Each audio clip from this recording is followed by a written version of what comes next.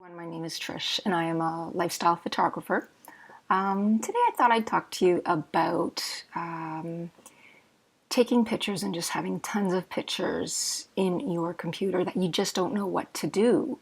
As a professional photographer or even amateur photographers, we accumulate all kinds of pictures either in our iPhone or in our computer, and those images could be really useful for places like stock photography.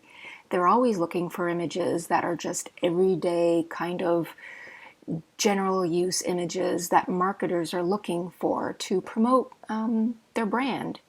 So today what I thought I'd do is give you guys some tips on how to take those pictures and how to edit them properly for stock sites such as iStock or Dreamstime.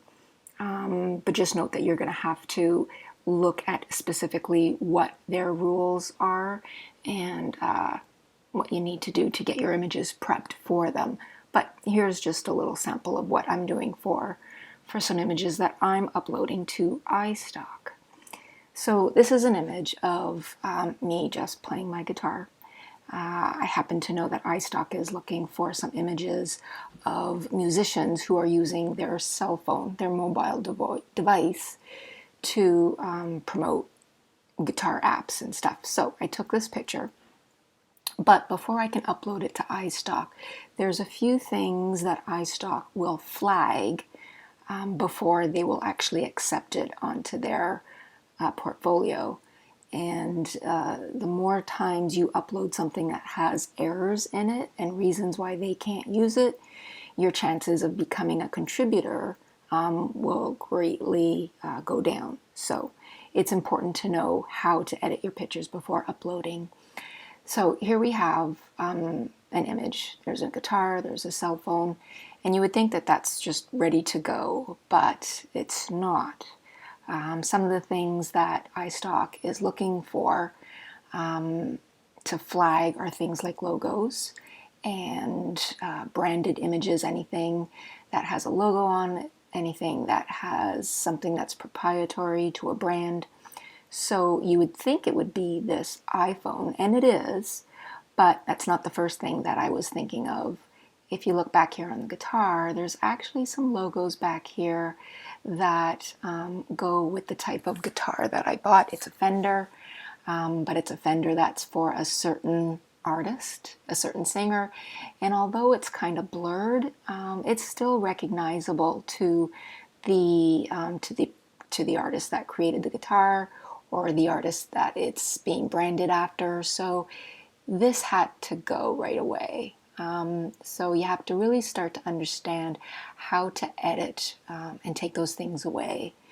So I won't get into how I edit it, but for a guitar it was quite easy because there's a lot of the frets over here that have no logos in them, and I would just go and mask them over, and I could take this fret over here and mask it onto here, and they're actually skulls, will be gone. And then over here, this fret over here is totally empty, so I can mask it over, and this will be gone, and so forth, all the way up the guitar. So after I do that, this is what it's going to look like, right? Now the guitar is ready to go. There's really nothing else on this guitar that would be flagged for iStock, so that's good. So now we're probably thinking about this iPhone here. There's obviously no logos on it, but what it does have is some stuff that makes it look very much like an iPhone, and they're really sticky with iStock. You really can't show an iPhone or any type of device that looks like a certain brand. So you've got to go and take away all this sort of stuff here, the buttons down here, even the buttons on the side I would recommend taking away, making the phone look really generic. And then they'll be okay with you uploading it.